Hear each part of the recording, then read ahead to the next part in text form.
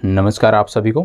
उत्तराखंड के सभी छात्र जो लगातार उत्तराखंड राज्य विशेष की प्रारंभिक परीक्षा की तैयारी कर रहे हैं या उत्तराखंड से संदर्भित अन्य परीक्षाओं की आप तैयारी कर रहे हैं, आपके लिए एक आप कह सकते हो नया कार्यक्रम, जैसे कि आप देखते होंगे कि क्विज का एक कार्यक्रम आपके साथ चल रहा है, उसी प्रकार से एक नया कार्यक्रम आपके साथ प्रारंभ कर रहा हूं। करंट अफेयर्स की जो सीरीज़ थी वो अब आपको नहीं मिलने वाली है, क्योंकि आप सब उसको पसंद नहीं करते थे।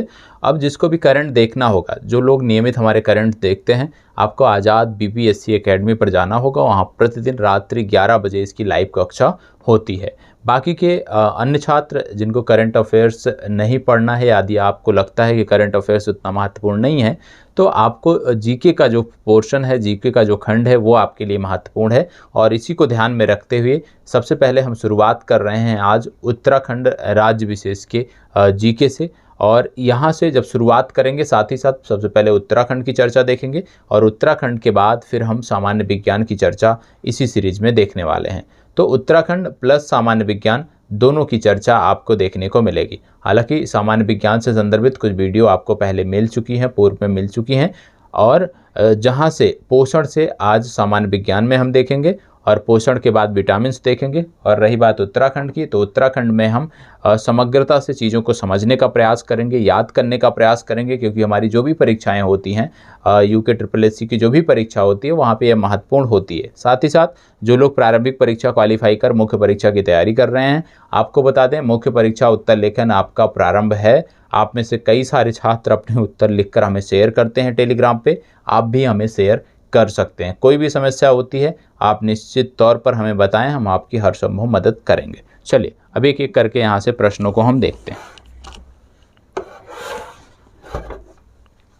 सबसे पहली बात यहाँ पे आपको देखने को मिल रहा है उत्तराखंड राज्य की स्थिति के बारे में। उत्तराखंड की जब बात करते हैं, एक पर्वतीय प्रदेश है।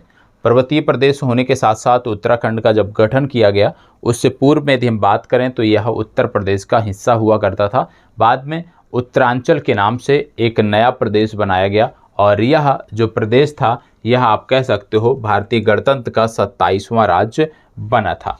पर्वतीय राज्यों के क्रम में ये भारत का 11वां राज्य था। उत्तरकाशी की जब बात करते हैं तो उत्तरकाशी की सीमा यदि हम बात करें नेपाल से लगती है, चीन से लगती है, और इसलिए सामरिक दृष्टि से उत्तराखंड राज्य हमारे लिए महत्वपूर्ण है, भारत के लिए महत्वपूर्ण है। उत्तराखंड की यदि हम बात करें तो सबसे उत्तर में जो इनका जिला आता है वो आता है उत्तरकाशी जिला। और उत्तरकाशी जिले की बात करते हैं तो गंगोत्री धाम जो आप सुनते होंगे, गंगोत्री धाम आपको यहीं पर देखने को मिलता है। गंगोत्री धाम यहीं पर आपको देखने को मिलता है। गोमुख आपको यहीं पे देखने को मिलता है, इसी ज़िले में देखने को मिलता है। यहाँ पे आपको हर्षिल वैली आपको देखने को मिलता है। कई बार परीक्षा में पूछा गया हर्षिल घाटी किस ज़िले में है, तो हर्षिल घाटी यहाँ पे आपको देखने को मिलती है। इसी के साथ साथ पिथौरागढ़ आपको देखने को मिलता है पूर्व में। सबसे पूर्वी जो ज़िला है उत्तराखंड का वो है पिथौरागढ़। सबसे दक्षिणी ज़िला जो मैदानी ज़िला भी है यह है ऊधम सिंह नगर। यदि आप उत्तर प्रदेश से नैनीताल की तरफ मूव करते हैं तो आपको ऊधम सिंह नगर से होके जाना पड़ता है। अगला ज़िला आपका आता है देहरादून। तो ये आपको पता होना चाहिए, 4 ज़िले उत्तरकाशी, पिथौरागढ़, ऊधम सिंह नगर और देहरादून, ये 4 महत्वपूर्ण ज़िले हैं जिनके बारे में आपको जानकारी होनी चाहिए। आगे यदि हम बात करें राज्य के कुल क्षेत्रफल की, तो उत्तराखंड राज्य का जो कुल क्षेत्रफल है वो 53,483 वर्ग किलोमीटर है। कितना है? 53,483 वर्ग किलोमीटर उत्तराखंड का कुल क्षेत्रफल है। और उत्तराखंड राज्य का गठन जो है 9 नवंबर वर्ष 2000 को हुआ था। 9 नवंबर वर्ष 2000 को इसका गठन किया गया था और गठन के साथ साथ ये भारत का 27वां राज्य बना था। पर्वतीय राज्यों की बात करें तो पर्वतीय राज्यों के क्रम में यह 11वां राज्य था, ये भी आपको पता होना चाहिए। उत्तराखंड राज्य विधेयक, देखो कोई भी राज्य होता है, जब किसी राज्य का गठन करना होता है तब एक विधेयक पारित करना होता है सदन से, और संसद के दोनों सदनों से पारित होने के बाद वह विधेयक राष्ट्रपति की स्वीकृति के लिए जाता है और राष्ट्रपति की स्वीकृति मिलने के बाद वह विधेयक जो है मूल रूप में कहते हैं लागू होता है, स्वीकृत होता है और उसके बाद उसके आधार पर कार्य किया जाता है। तो जब उत्तराखंड राज्य के गठन की बात हुई तो उत्तराखंड में भी उत्तराखंड से संदर्भित इस तरह का विधेयक सदन में भेजा गया और सदन में ये जो राज्य विधेयक था ये लोकसभा में 1 अगस्त वर्ष 2000 को पारित हुआ। 1 अगस्त वर्ष 2000 को ये विधेयक लोकसभा में पारित हुआ और लोकसभा में पारित होने के बाद इस विधेयक को राज्यसभा में भेजा गया और राज्यसभा में ये विधेयक जो है ये 10 अगस्त को पारित हुआ। तो ये दोनों तिथियां आपको पता होना चाहिए कि राज्य विधेयक, उत्तराखंड राज्य विधेयक जो है लोकसभा में 1 अगस्त को पारित किया गया, राज्यसभा में 10 अगस्त को पारित किया गया और जब इसको राष्ट्रपति की स्वीकृति के लिए भेजा गया तो उस समय के राष्ट्रपति थे KR नारायणन। KR नारायणन द्वारा इसको 28 अगस्त को पारित किया गया। तो उत्तराखंड राज्य के गठन से संबंधित 3 तिथियां हैं महत्वपूर्ण। पहला 1 अगस्त, दूसरा 10 अगस्त और तीसरा 28 अगस्त। इनको कैसे याद रखना है?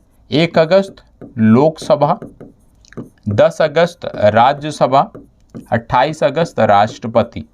ठीक है, तो ये आप कह सकते हो कि लोकसभा, राज्यसभा और राष्ट्रपति की स्वीकृति के बाद उत्तराखंड जो है वो एक राज्य के रूप में अस्तित्व में आया। तब इसका नाम क्या था? तब इसका नाम रखा गया उत्तरांचल। उत्तरांचल के नाम से यह राज्य अस्तित्व में आया था।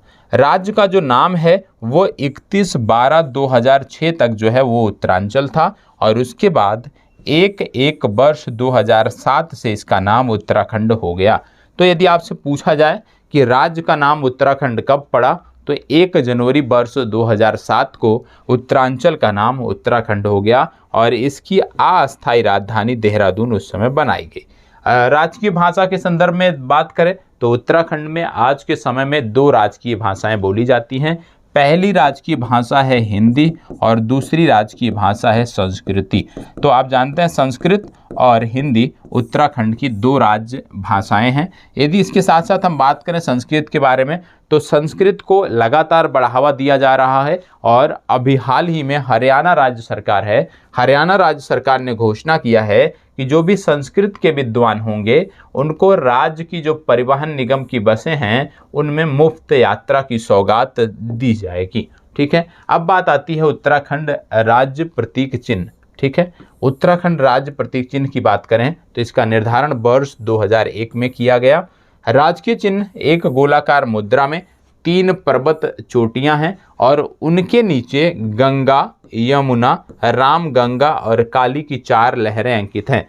कई बार परीक्षा में पूछा गया है कि उत्तराखंड का जो राजकीय चिन्ह है उसमें किन नदियों का जिक्र किया गया है, तो याद रखिएगा गंगा, यमुना, काली नदी और रामगंगा, इन 4 नदियों का जिक्र किया गया है। याद करने में समस्या है तो सिर्फ आप रामगंगा को याद कर लीजिए, बाकी आप इतना याद रखिए कि टोटल 4 नदियां हैं और एक आप रामगंगा याद कर लीजिए, बाकी आपको याद रहेंगी। कैसे? क्योंकि गंगा आपको याद रहेंगी क्योंकि गंगा का उद्गम होता है उत्तराखंड से, यमुना भी याद रहेंगी क्योंकि इनका भी उद्गम उत्तराखंड से होता है, काली आपको इसलिए याद रहेगी कि उत्तराखंड की सीमा नेपाल से भी लगती है और भारत और नेपाल के संबंध में जो विवाद है उत्तराखंड के भूभाग को लेकर वो काली नदी के कारण ही है, तो ये भी आपको याद रहने वाला है। तो सिर्फ रामगंगा यहाँ पर आपको याद कर लेना है। आगे बात करें राज्य पशु की। उत्तराखंड का राज्य पशु है कस्तूरी मृग। कस्तूरी मृग ऐसा पशु है जो अधिक ऊंचाई वाले क्षेत्रों में रहना पसंद करता है और यह 3600 से 4400 मीटर की ऊंचाई पर यह पाया जाता है। विशेष रूप से पिथौरागढ़, फूलों की घाटी जो कि चमोली में है, केदारनाथ आदि जगहों पर पाए जाते हैं और इसका वैज्ञानिक नाम है मास्कस काइसोगास्टर। कस्तूरी मृग का जो वैज्ञानिक नाम है वो है मास्कस काइसोगास्टर, ये आपको पता होना चाहिए। इसका अन्य नाम है हिमालयन मस्क डियर। तो हिमालयन मस्क डियर बोला जाए, मास्कस काइसोगास्टर बोला जाए या कस्तूरी मृग बोला जाए, बात एक ही है। ठीक है, इसका रंग क्या होता है? भूरा होता है। कस्तूरी नर मृग में पाई जाती है और एक बार में 30 से 45 ग्राम तक ही पाई जाती है। कस्तूरी एक प्रकार का, यदि हम बात करें तो एक प्रकार का आप कह सकते हो पदार्थ होता है जो कि जिसका स्राव जो है इसके विभिन्न अंगों से होता है और ये जो अंग होते हैं उनकी यदि हम बात करें तो आगे इसमें चर्चा है, उसकी वहीं पे बात हो जाती है। सबसे पहली बात कि कस्तूरी मृग है। अब क्या प्रश्न पूछे जाते हैं कि कस्तूरी मृग का संरक्षण कहाँ पे किया जा रहा है, कौन कौन से ऐसे केंद्र हैं जहाँ पे इनका संरक्षण किया जा रहा है, तो सबसे महत्वपूर्ण जो है वो है अस्कोट अभ्यारण्य। अस्कोट अभ्यारण्य जो पिथौरागढ़ में पाया जाता है, 1986 में इसकी स्थापना हुई थी और यहाँ पे कस्तूरी मृग को बचाने का प्रयास किया जा रहा है, क्योंकि लगातार इनका जो शिकार है वो हो रहा है। इसके अतिरिक्त इनके प्रजनन को बेहतर करने के लिए, इनके प्रजनन को सुरक्षित करने के लिए चमोली जिले के कांचुला खर्क में एक कस्तूरी मृग प्रजनन एवं संरक्षण केंद्र भी स्थापित किया गया है। और चिकित्सीय दृष्टि से जब कस्तूरी की बात करते हैं तो बोला जाता है यह हार्मोनल स्राव पदार्थ है। तो इतनी जानकारी आपको राज पशु के बारे में होनी चाहिए। राज पक्षी की जब बात करते हैं तो राज पक्षी यहाँ का है मोनाल। ठीक है, मोनाल को क्या बोलते हैं? मोनाल को बोलते हैं हिमालय का मयूर।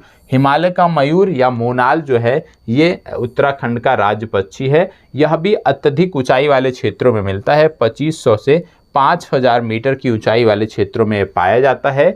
इसका भी वैज्ञानिक नाम है लाफोफोस इम्पीजेंस। लाफोफोस इम्पीजेंस इस पक्षी का वैज्ञानिक नाम है और इसका अन्य नाम है मान्याल या मुनाल। तो लाफोफोस इम्पीजेंस आपको याद रखना है, ये आपके लिए महत्वपूर्ण है। इसकी नर जाति को डाफिया कहते हैं और मादा जाति को मोनाल कहते हैं। तो ये जो मोनाल पक्षी है, यदि आपसे पूछ लिया जाए कि ये नर है या मादा, तो आपको बताना है ये मादा है, क्योंकि मादा पक्षी को बोलते हैं मोनाल और नर पक्षी को जो बोलते हैं डाफिया। ठीक है, इसका प्रयोग शिकार और मांस और खाल के लिए किया जाता है और आज जो है इनकी संख्या भी सीमित हो गई है और इनको बचाने के लिए लगातार उत्तराखंड राज्य सरकार प्रयास कर रही है। राज्य वृक्ष की बात करते हैं जब उत्तराखंड के, तो उत्तराखंड का राज्य वृक्ष जो है वो आता है बुरांश। और बुरांश को वैज्ञानिक नाम जो इसका है, वनस्पतिक नाम, उसको बोलते हैं रोडोडेंड्रॉन अर्बोरियम। रोडोडेंड्रॉन अर्बोरियम जो है ये इसका वैज्ञानिक नाम है और यह 1500 से 4000 मीटर की ऊंचाई पर पाया जाता है। बुरांश के पौधे की ऊंचाई 20 से 25 फीट की होती है। बुरांश के अवैध कटाव को रोकने के लिए वन अधिनियम 1974 में इसे संरक्षित वृक्ष घोषित किया गया। यह वृक्ष सदाबहार पर्वतीय होता है। इस वृक्ष के फूल खिलने का समय फरवरी से अप्रैल के मध्य होता है। तो इसमें सिर्फ यदि आप इसका वैज्ञानिक नाम रोडोडेंड्रॉन अर्बोरियम याद रखते हैं तो आपके लिए कोई समस्या नहीं होगी। अब बात आती है राज पुष्प की। ये आपके लिए महत्वपूर्ण है क्योंकि इससे संदर्भित कई सारे प्रश्न कई तरीके से पूछे जाते हैं। सबसे पहली बात, सबसे आसान सा प्रश्न कौन सा है पुष्प? तो वो है ब्रह्म कमल।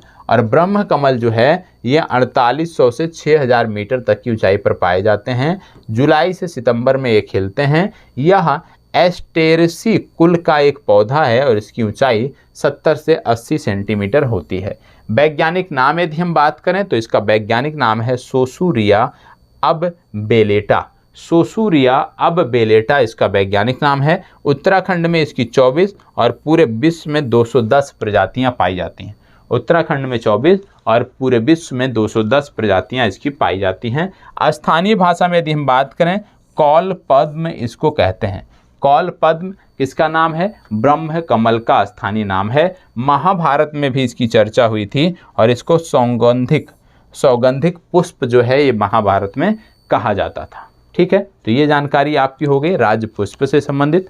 राज पुष्प के आगे जब बढ़ते हैं तो बात आती है राज वाद्य यंत्र की।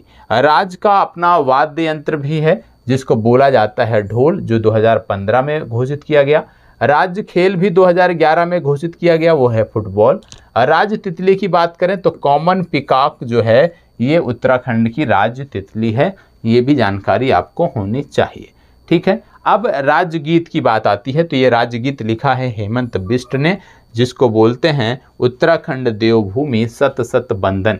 ये भी जानकारी रखनी है आपको। ठीक है, राज्य गीत किसके द्वारा लिखा गया? उत्तराखंड का हेमंत बिष्ट द्वारा लिखा गया है। राज्य में 46 दिन का जो आप कह सकते हो राष्ट्रपति शासन जो है, देश का सबसे कम दिन का राष्ट्रपति शासन लगाया गया है। और आप जानते हैं राष्ट्रपति शासन की बात तो आती है तो अनुच्छेद 356 की बात आती है। ठीक है, भारतीय संविधान के किस अनुच्छेद के तहत राज्यों हेतु राज्यपाल की व्यवस्था की गई है? ये अनुच्छेद है 153। अनुच्छेद 153 के अंतर्गत प्रत्येक राज्य में एक राज्यपाल होगा जो राष्ट्रपति के प्रतिनिधि के तौर पे नियुक्त किया जाता है। किसके द्वारा नियुक्त किया जाता है? राष्ट्रपति के द्वारा नियुक्त किया जाता है। राज्य में विधानमंडल है, एक सदनात्मक सदन है यहाँ पे। और यदि बात करें कि इसकी प्रथम विधानसभा भवन कहाँ पे है, तो वो देहरादून में आपको देखने को मिलता है। द्वितीय कहाँ पे है, तो गैरसैंण में आपको देखने को मिलता है। विधानसभा का गठन कब हुआ था, 9 नवंबर वर्ष 2000 को 30 सदस्यीय विधानसभा का गठन हुआ था। हालांकि अब सीटें यहाँ पे बढ़ गई हैं। प्रथम सत्र विधानसभा का कब लाया गया, 9 जनवरी 2001 को प्रथम सत्र लाया गया। 4 मई को ये अपना वेबसाइट इनका शुरू हो गया और देश में प्रथम विधानसभा थी जिसकी अपनी वेबसाइट थी। विधानसभा सीटों का परिसीमन जब हुआ उसके बाद यदि हम देखेंगे तो यहाँ पे सीटें बढ़ी और कुछ सीटें यहाँ पे आपको देखने को मिलती हैं जो अनुसूचित जनजाति के लिए आरक्षित हैं। तो अनुसूचित जनजाति की जब बात करते हैं तो उत्तराखंड की 2 सीटें हैं जो अनुसूचित जनजाति के लिए आरक्षित हैं। अब ये 2 सीटें कौन कौन सी हैं, पहला है चकराता और दूसरा है नानकमत्ता। चकराता और नानकमत्ता ये 2 सीटें हैं जो अनुसूचित जनजाति के लिए आरक्षित हैं। अगला है राज्य व देश में प्रथम। तो याद रखिएगा कि प्रथम भारत रत्न प्राप्तकर्ता व्यक्ति जो हैं पंडित गोविंद बल्लभ पंत हैं। इनको 1957 में मिला था। इसके साथ साथ कुछ और नाम आपको उत्तराखंड से संदर्भित पता होने चाहिए। जैसे प्रथम पद्म विभूषण प्राप्तकर्ता कौन है, डॉक्टर घनानंद पांडे इनका नाम है, विज्ञान के संदर्भ में इनको मिला था। प्रथम पद्म विभूषण प्राप्तकर्ता कौन है, ये है कमलेंद्र मति शाह, समाज सेवा के संदर्भ में मिला था इनको। प्रथम पद्म श्री प्राप्तकर्ता वायरलेस विशेषज्ञ हैं छत्रपति जोशी, इनका भी नाम आपको याद रखना है। साथ ही साथ प्रथम ज्ञानपीठ पुरस्कार प्राप्तकर्ता कौन है, सुमित्रा नंदन पंत जी हैं। इनको चिदम्बरा के लिए 1968 में ये पुरस्कार मिला था। अगला है प्रथम साहित्य अकादमी पुरस्कार प्राप्तकर्ता कौन है, रस्किन बॉन्ड है, 1992 में इनको मिला था। द्वितीय साहित्य अकादमी पुरस्कार प्राप्तकर्ता लीलाधर जुगुड़ी, इनकी कविता बहुत सारी हैं, रचनाएं इनकी पता होनी चाहिए आपको, 1957 में इनको मिला था। इसके बाद बात आती है प्रथम द्रोणाचार्य पुरस्कार प्राप्तकर्ता। तो महिलाओं में ये हैं हंसा मनराल। कॉमनवेल्थ खेल में प्रथम पदक प्राप्तकर्ता कौन है उत्तराखंड के संदर्भ में, इनका नाम है हरि सिंह। ठीक है। एशियाई खेल में प्रथम प्राप्तकर्ता कौन है, इनका नाम है हरि सिंह। ठीक है। तो इस तरह से कुछ जानकारियां और हैं जो आपको पता होनी चाहिए और ये सभी की सभी जो जानकारियां हैं वो आपके टेलीग्राम ग्रुप पे मैं शेयर कर दूंगा ये पीडीएफ, तो वहां से इस पीडीएफ को आप प्राप्त कर सकते हैं और सारी चीज़ें यहाँ पे देख सकते हैं। राज्य के प्रथम देवभूमि खेल रत्न पुरस्कार प्राप्तकर्ता व्यक्ति कौन है, इनका नाम है जसपाल राणा, ये एक निशानेबाज हैं। ठीक है। इसके बाद है राज्य के प्रथम देवभूमि द्रोणाचार्य पुरस्कार प्राप्तकर्ता कौन है, मुक्केबाजी में हरि सिंह थापा, 2013 में इनको मिला है। राज्य के प्रथम देवभूमि लाइफ टाइम अचीवमेंट पुरस्कार प्राप्तकर्ता कौन है, तो यह है मुक्केबाज पद्म बहादुर मल्ल, जिनको 2013 में यह पुरस्कार मिला है। प्रथम रैमन मैग्सेसे पुरस्कार प्राप्तकर्ता कौन है, श्री चंडी प्रसाद भट्ट हैं, पर्यावरणविद हैं, 1982 में इनको यह पुरस्कार मिला है और इनका नाम तो आपको पता ही होगा। ठीक है। द्वितीय रैमन मैग्सेसे पुरस्कार किसे मिला, दीप जोशी को मिला था। ठीक है। तो ये कुछ जानकारियां हैं जो आपको पता होनी चाहिए। अब यहाँ पे बात हो रही है प्रथम राज्य उत्कृष्ट विधायक पुरस्कार प्राप्तकर्ता कौन है, तो ये मिला था प्रकाश पंत जी को। कब मिला था, वर्ष 2010 में। प्रथम मिस इंडिया वर्ल्ड वाइड सुंदरी कौन है, ऋतु उपाध्याय हैं। प्रथम मिस इंडिया अर्थ प्राप्तकर्ता कौन है, निहारिका सिंह हैं, 1965 में मिला था। एवरेस्ट पर चढ़ने वाले सबसे कम उम्र के व्यक्ति कौन है, ये उत्तराखंड के, इनका नाम है विनोद गुसाई और ये 24 वर्ष के व्यक्ति हैं, उत्तरकाशी से संदर्भित हैं। एवरेस्ट पर चढ़ने वाली भारत एवं राज्य की प्रथम महिला कौन है, आप जानते हैं सबसे पहले एवरेस्ट को फतेह किया था भारत की तरफ से बछेंद्री पाल ने, द्वितीय पर संतोष यादव का नाम महिला वर्ग में आता है। एवरेस्ट पर चढ़ने वाले राज्य के प्रथम व्यक्ति कौन थे, श्री हरिश्चंद्र सिंह रावत थे, जो प्रथम व्यक्ति थे एवरेस्ट पर चढ़ने वाले। उत्तराखंड के प्रथम शिक्षाविद कौन है जिनको पद्मश्री मिला है, इनका नाम है सुखदेव पांडे। हिमालय को पार करने वाले महिला दल की नेतृत्वकर्ता कौन थी, बछेंद्री पाल, इनका नाम आपको पता होगा। ठीक है। इसके साथ साथ आपको बता दें थार रेगिस्तान को पार करने वाली दल की नेतृत्वकर्ता कौन थी, बछेंद्री पाल। तो बछेंद्री पाल मैम जो हैं, इनका नाम इस तरह के जो रोचक गेम होते हैं उनमें काफ़ी है, बहुत कीर्ति स्थापित किया है इन्होंने, उत्तराखंड का नाम रोशन किया है, देश का नाम वैश्विक स्तर पर रोशन किया है, तो इनका नाम आपको पता होना चाहिए। दूसरी महिला एवरेस्ट के संबंध में जैसे मैंने बोला संतोष यादव, उनका भी नाम आपको पता होना चाहिए। ठीक है। विश्व का द्वितीय एवं एशिया का प्रथम युवा ग्रैंड मास्टर कौन है? तो इनका नाम है परिमार्जन नेगी। 13 वर्ष 1425 दिन की आयु में ये ग्रैंड मास्टर बन गए थे। राज्य के संसदीय इतिहास में प्रथम महिला सांसद कौन है? कमलेंद्र मती शाह हैं, जो टिहरी से 1952 में सांसद चुनी गई थी। राज्य के गठन के बाद प्रथम महिला सांसद कौन है? तो माला राज लक्ष्मी शाह हैं, इनका भी नाम याद रखिएगा, ठीक है। चलिए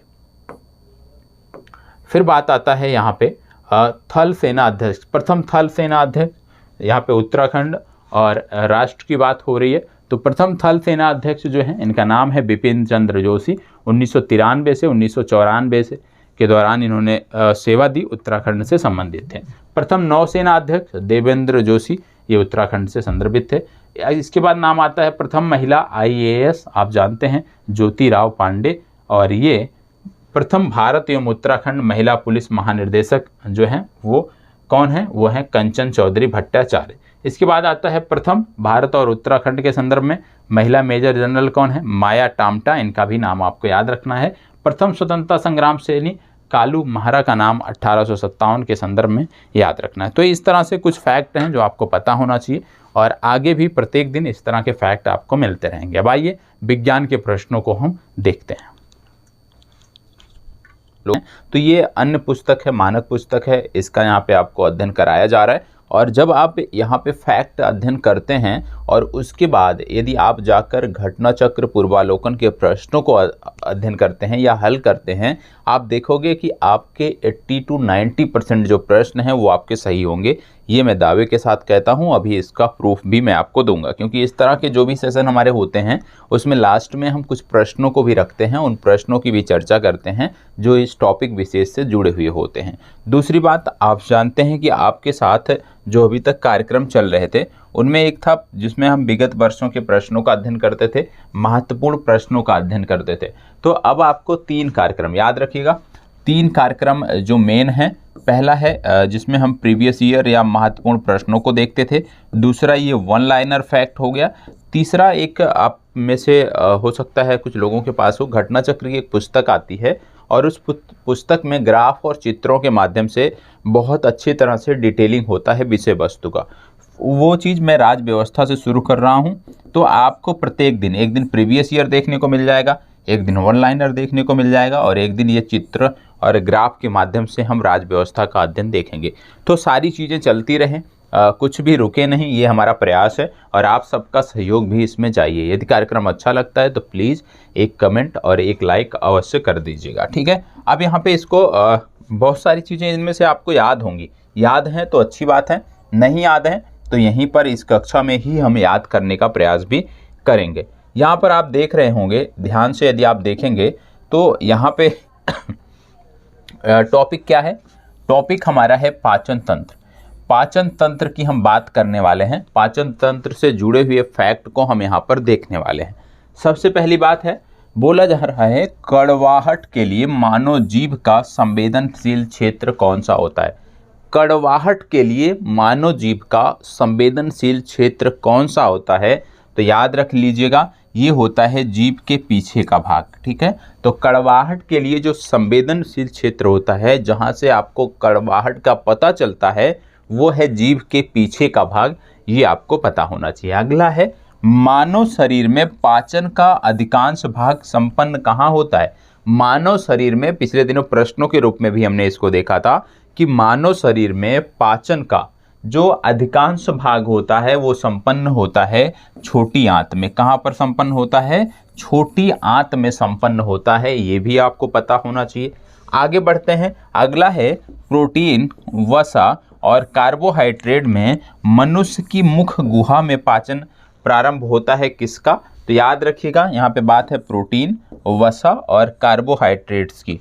तो मनुष्य की मुख गुहा में यदि हम बात करें कि किसका पाचन प्रारंभ होता है, तो वो होता है कार्बोहाइड्रेट्स का, ठीक है। कार्बोहाइड्रेट्स का जो पाचन है वो मनुष्य की मुख गुहा में प्रारंभ होता है, ये आपको पता होना चाहिए। अगला कह रहा है, लार, स्टार्च, प्रोटीन, रेशे, वसा में से जिसके पाचन में सहयोग करती है। जो लार स्टार्च है ये प्रोटीन, रेशे और वसा में किसके पाचन में सहयोग करती है, तो याद रखिएगा ये स्टार्च के पाचन में सहयोग करती है, ये आपको पता होना चाहिए। ठीक है, तो इस तरह से जो आप फैक्ट देखेंगे ये आपके लिए बहुत महत्वपूर्ण है। इस फैक्ट की पीडीएफ की यदि हम बात करें, आपको एक टेलीग्राम ग्रुप की लिंक मैं दे दूंगा। ठीक है, साथ ही साथ आप मोबाइल ऐप से जुड़े हैं, बीपीएससी मोबाइल ऐप से, वहाँ भी मैं आपको शेयर कर दूंगा। तो टेलीग्राम ग्रुप की जो लिंक दूंगा उससे आप जुड़ जाइएगा, वहाँ पर आपको इसकी पीडीएफ मिल जाएगी। और पीडीएफ मिलने के बाद एक बार इस विषय वस्तु का आप स्वयं से भी अध्ययन अवश्य करिएगा। ठीक है, आगे बढ़ते हैं। अगला है, ध्यान से देखिएगा, अगला कह रहा है मनुष्य की मुख गुहा में निम्न में से किसका पाचन प्रारंभ होता है। हमने देख लिया कार्बोहाइड्रेट्स का।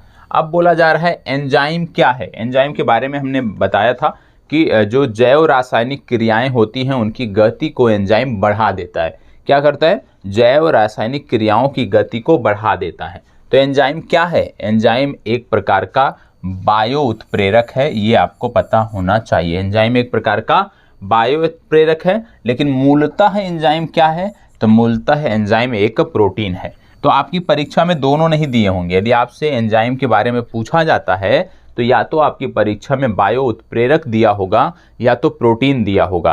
तो आपको टिक किस पे करना है? यदि बायो उत्प्रेरक दिया है आप बायो उत्प्रेरक पे जाओगे, यदि प्रोटीन दिया हुआ है तो आप प्रोटीन को टिक करोगे। अन्यथा आपकी परीक्षा में ई विकल्प का ऑप्शन है कि इनमें से कोई नहीं या इनमें से एक से अधिक। यदि दोनों दिए हुए हैं तो आप ई विकल्प पर जाएंगे। ठीक है, अगला है जाइमेज, इनवर्टेज, माल्टेज, योम डायस्टेज में से वह एंजाइम जो ग्लूकोज को एथेनॉल में परिवर्तित करता है या एथेनॉल में परिवर्तित करने को प्रेरित करता है, वो कौन सा है? तो याद रखिएगा, ग्लूकोज को एथेनॉल में परिवर्तित करने के लिए प्रेरित करने वाला जो एंजाइम है उसका नाम है जाइमेज। जाइमेज नामक जो एंजाइम है ये ग्लूकोज को एथेनॉल में परिवर्तित करने के लिए प्रेरित करता है। ठीक है, अगला है जैविक सिस्टम में रासायनिक क्रिया की प्रक्रिया को तेज करने में उत्तरदायी पदार्थ है। अभी आपको बताया कि एंजाइम का जो कार्य है वो है जैव रासायनिक क्रियाओं की गति को बढ़ा देना, जैव रासायनिक क्रियाओं को तीव्र कर देना। तो यहाँ पे वही चीज़ पूछी जा रही है, तो इसका सही उत्तर क्या हो जाएगा? इसका सही उत्तर हो जाएगा एंजाइम। ठीक है, चलिए आगे बढ़ते हैं और अगला प्रश्न देखते हैं। अगला फैक्ट यहाँ पे आपको देखने को मिल रहा है, बोला जा रहा है लाइपेज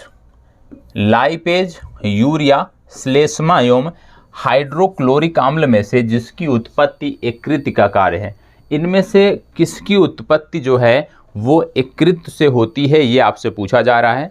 तो यहाँ पे क्या क्या दिया है? लाइपेज एक एंजाइम है, यूरिया, श्लेष्मा और हाइड्रोक्लोरिक अम्ल की बात की जा रही है। इन चारों में से यदि हम बात करें कि किसकी उत्पत्ति जो है वो यकृत का कार्य है, तो याद रखिएगा यूरिया का जो उत्पत्ति होता है ये यकृत में होता है, इसकी उत्पत्ति यकृत का कार्य है, ये आपको पता होना चाहिए। ठीक है, चलिए आगे बढ़ते हैं। लिपिड्स का पाचन निम्नलिखित में से कुछ की उपस्थिति में होता है।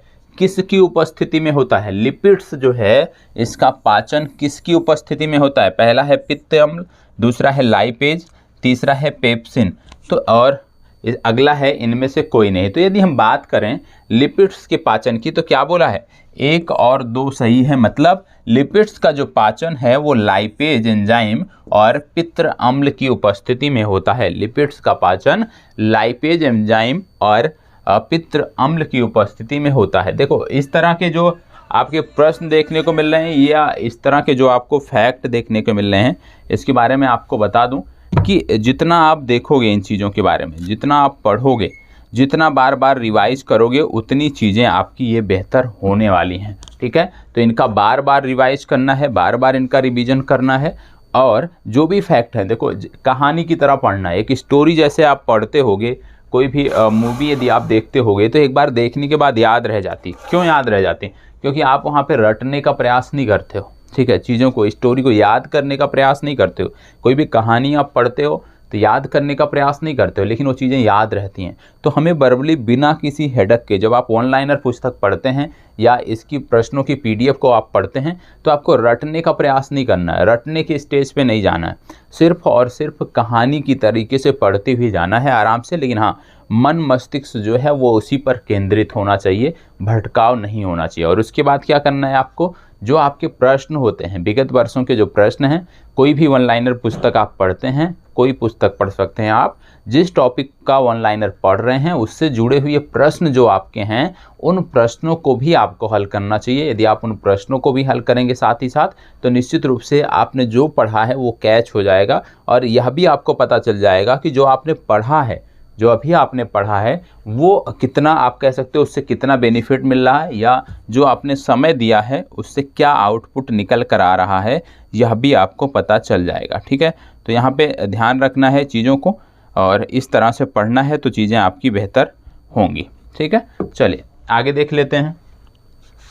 अगला बोला जा रहा है एंजाइम लाइपेज का स्रोत क्या है। जो लाइपेज एंजाइम है इसका स्रोत क्या है, तो लाइपेज एंजाइम का स्रोत है अग्नाशय, ये आपको पता होना चाहिए। अगला बोला जा रहा है मानव तंत्र में ट्रिप्सिन, गैस्ट्रिन, टाइलिन एवं पेप्सिन में से पाचक एंजाइम कौन सा है। कौन सा पाचक एंजाइम नहीं है।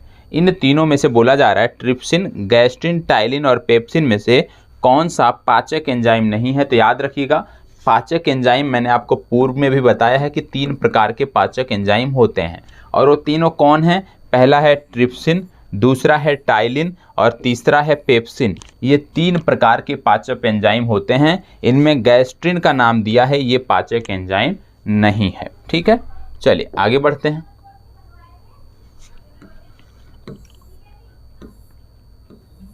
चलिए अब यहाँ पे देखते हैं, यहाँ पे ध्यान दीजिएगा। यहाँ पे बोला जा रहा है यूरिएज, सल्फेटेज, ट्रिप्सिन एवं प्रोटीएस में से प्रोटीनों के पाचन में सहायक एंजाइम है। जैसे अभी आपने देखा कि पाचक एंजाइम 3 प्रकार के होते हैं। अब यहाँ पे बोला जा रहा है कि जो 3 प्रकार के पाचक एंजाइम होते हैं, उनमें से कौन सा एंजाइम है जो प्रोटीन के पाचक में सहायक है। बताएं, इनमें से कौन सा है जो प्रोटीन के पाचक में सहायक है। अभी आपने 3 पढ़े थे, ट्रिप्सिन पढ़े थे, टाइलिन पढ़े थे और पेप्सिन पढ़े थे। ट्रिप्सिन, टाइलिन और पेप्सिन, ये 3 प्रकार के पाचक एंजाइम होते हैं। अब इनमें से कौन सा है जो प्रोटीनों के पाचन में सहायक है, तो इसका नाम है ट्रिप्सिन। याद कर लीजिएगा, ट्रिप्सिन नामक एंजाइम जो है ये प्रोटीनों के पाचन में सहायक है, प्रोटीनों के पाचक में सहायक है। और 2 एंजाइम कौन से हैं, एक है टाइलिन और दूसरा है पेप्सिन। ये क्या है, ये तीनों के तीनों पाचक एंजाइम है, पाचक एंजाइम, ये आपको रट जाना है। ठीक है, अगला है स्टार्च को जल अपघटन से ग्लूकोज बनाने वाला एंजाइम कौन सा है। स्टार्च को जल अपघटन से ग्लूकोज बनाने वाला एंजाइम कौन सा है, तो इसमें आप याद रख लीजिएगा, ये है एमाइलेज। ठीक है, एमाइलेज नामक एंजाइम है। अगला है एंजाइम ट्रिप्सिन उत्प्रेरक का कार्य करता है। एंजाइम ट्रिप्सिन उत्प्रेरक का कार्य कहाँ करता है। अभी आपने देखा कि प्रोटीनों के पाचन में जो सहायक एंजाइम है वो है ट्रिप्सिन, तो इसका संबंध कहाँ से होगा, प्रोटीनों से होगा। तो प्रोटीनों को अमीनो अम्लों में परिवर्तित करने के लिए एंजाइम ट्रिप्सिन जो है ये उत्प्रेरक का कार्य करता है। तो ट्रिप्सिन याद कर लीजिएगा कि ट्रिप्सिन का संबंध प्रोटीनों से है या प्रोटीनों के पाचन में सहायक है, साथ ही साथ यह प्रोटीनों को अमीनो अम्लों में परिवर्तित भी कर देता है। अगला है मानव शरीर में पुच्छ संलग्न होता है कहाँ पे, तो ये संलग्न होता है बृहदांत से, ये आपको पता होना चाहिए। ठीक है, अगला मानव शरीर में क्षुद्रांत के 3 संरचनात्मक भागों की लंबाई का सही क्रम क्या है, और ये घटते हुए क्रम में है। तो पहला है शेषांत, दूसरा है मध्यांत और तीसरा है ग्रहणी। ये तीनों भी आपको पता होना चाहिए। ठीक है, तो इस तरह से यदि आप फैक्ट देखेंगे, जितना ज़्यादा से ज़्यादा प्रारंभिक परीक्षा के लिए फैक्ट देखेंगे, उतनी चीज़ें आपकी बेहतर होने वाली है। ठीक है, अब यहाँ पे क्या दिया है, यहाँ पे दिया है एंजाइम तथा उसके कार्यों का सही जोड़ा। ठीक है, मतलब सबसे पहले आपको दिया है ई कोलाई प्रतिबंधित, ये है DNA को विशिष्ट। ठीक है, दूसरा है एंडो न्यूक्लियस सेकेंड स्थलों पर काटने के लिए। अगला है इसमें यदि हम बात करें, दोनों आपने देख लिया। अब यहाँ पे कुछ चीज़ें और फैक्ट दी हुई हैं, इसको हम देखते हैं। यहाँ पे बोला जा रहा है शरीर में अतिरिक्त ग्लूकोज ग्लाइकोजन में परिवर्तित होकर भंडारित रहता है। कहाँ पर? जो शरीर में हमारे अतिरिक्त ग्लूकोज होता है ये ग्लाइकोजन में परिवर्तित होकर कहाँ भंडारित होता है? तो ये ग्लाइकोजन में परिवर्तित होकर यकृत में भंडारित होता है। कहाँ भंडारित होता है? यकृत में भंडारित होता है। अगला है यकृत एवं मांसपेशियों में ऊर्जा जमा होती है किस रूप में? यकृत में यदि बात करें या मांसपेशियों में बात करें, ऊर्जा जो जमा होती है वो ग्लाइकोजन के रूप में होती है। याद रखिएगा, ग्लाइकोजन के रूप में जो ऊर्जा है ये यकृत और मांसपेशियों में जमा होती है। साथ ही साथ जो हमारे शरीर में अतिरिक्त ग्लूकोज होता है वो ग्लाइकोजन में परिवर्तित होकर यकृत में भंडारित हो जाता है। ठीक है। अगला है मानव शरीर की सबसे बड़ी ग्रंथि कौन सी है? तो मानव शरीर की जब बात करते हैं तो सबसे बड़ी ग्रंथि है यकृत। मानव शरीर की सबसे बड़ी ग्रंथि जो है वो है यकृत। अगला है प्लीहा, अग्नाशय, अपेंडिक्स और पित्राशय अंगों में से पित्त का संचय कहाँ पे होता है? तो पित्त का जो संचय होता है वो निश्चित रूप से पित्राशय में होता है। तो आसान सा प्रश्न है, आप कर सकते हो। अगला है शरीर के जिस भाग में पित्त का निर्माण होता है उसको क्या कहते हैं? तो जब हम बात करते हैं पित्त का निर्माण कहाँ से होता है, तो जो पित्त का निर्माण है वो यकृत में होता है। कहाँ पर होता है? पित्त का निर्माण यकृत में होता है, ये आपको पता होना चाहिए। और यह भी आपने देखा कि शरीर में जो अतिरिक्त ग्लूकोज है ये ग्लाइकोजन में परिवर्तित होकर यकृत में ही जमा रहता है। तो जो भी फैक्ट हैं, जैसे यकृत से संबंधित कई सारे फैक्ट आए, ठीक है, तो जहाँ पे आप फैक्ट नोट कर रहे हो तो यकृत हेडिंग के अंतर्गत उनको यदि आप नोट कर लोगे तो चीज़ें आपकी बेहतर रहेंगी। ठीक है, चलिए